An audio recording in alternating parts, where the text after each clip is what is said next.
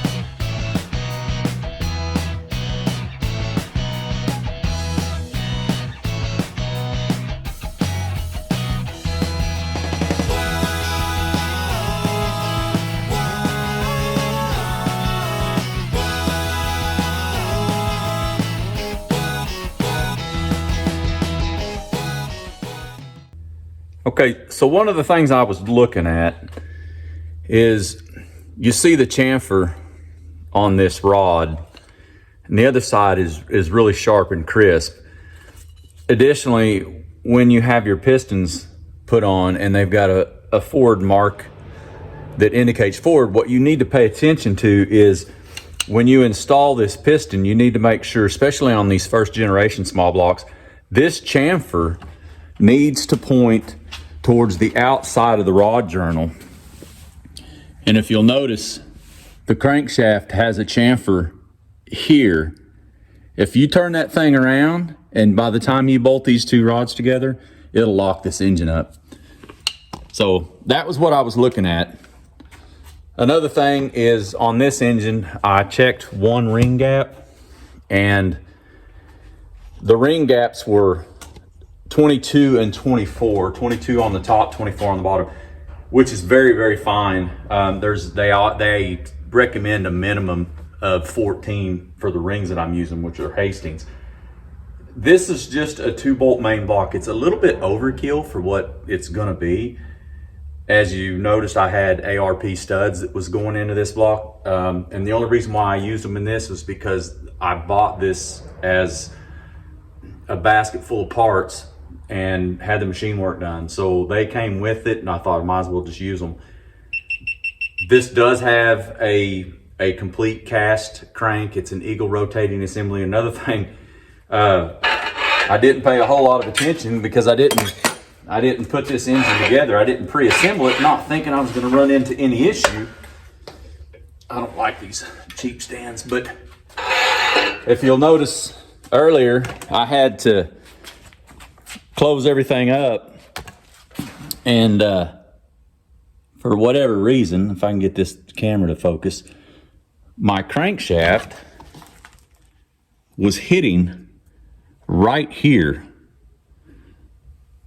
And I've not seen that there, so I had to do a little operation there and make sure that thing was going to clearance. But anyway, that's so far I've got the pistons on the one side, and I'm going to go ahead and chuck up and set up and put the other ones in on the other bank, 2 through 8.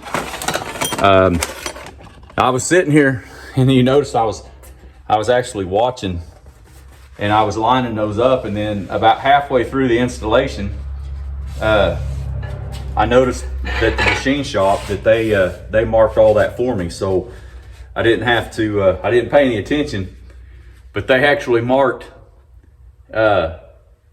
what piston and rod the hole goes in.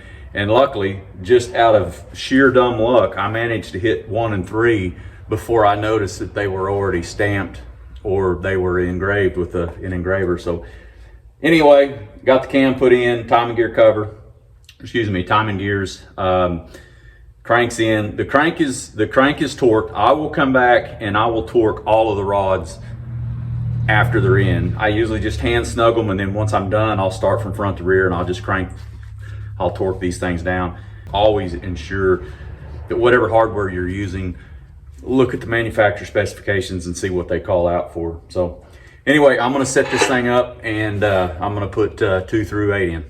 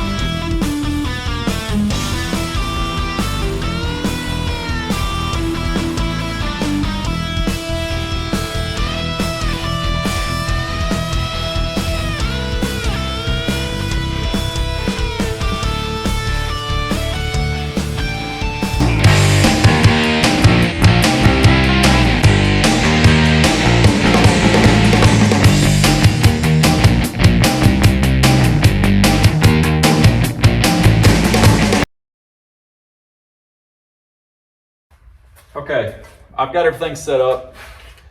Getting ready to put the oil pump and pickup tube on and the windage tray. I did kind of forget to mention those a minute ago. But one thing I want to share real quick.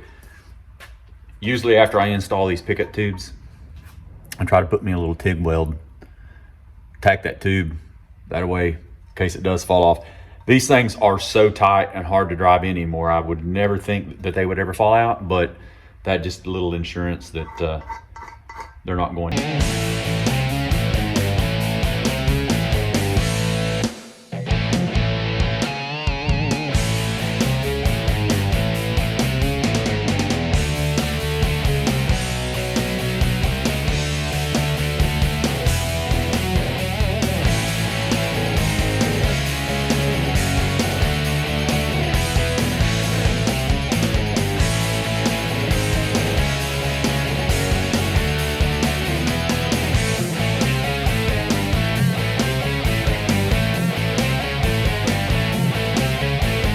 Okay, as you can see, I was able to get the short block assembled, got all the pistons in it. I went back and torqued all the rod bolts, which they torqued at 62 foot-pounds, which kind of surprised me, they were so high, but I was able to do that, and I got the cam installed, the timing gear and chain, and also degreed the cam in. The cam is a very small comp cam. I think it's like a 477 lift, 224 duration. It dialed in at a 106. It has a 110 center line on the cam, so it should be a pretty good streetable cam. A little bit of chop to the idle. Cam degreed in great. And now I think what's up next for it is I have to install the timing gear cover, the oil pan, the rear seal. Then I have a set of Vortec cylinder heads that have been rebuilt. I ran those on an engine quite some time back. The engine had a rod knock. Ended up buying the heads. I'm going to put those heads on this engine, and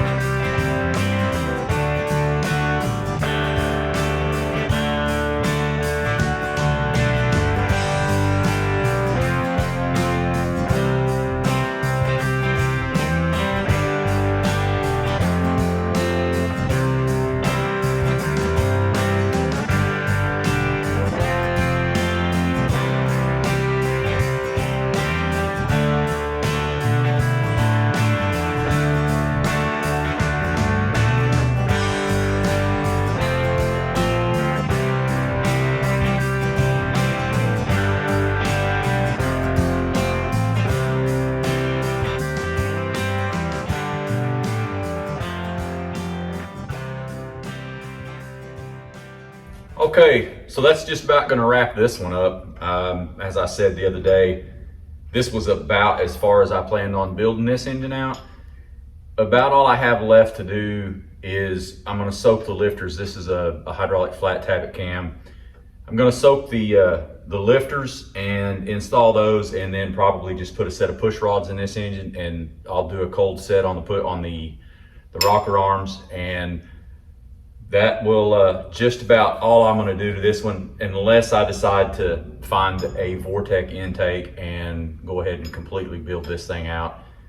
Like I said, this was one that I was putting together for, I had bought a bunch of parts, and I figured I might as well just put the engine together, and then more than likely I'll list it. So anyway, that's gonna finish this one. So I got my parts for the other 383, so I'm gonna finish that thing up. So we'll see you on the next build. Thanks for watching.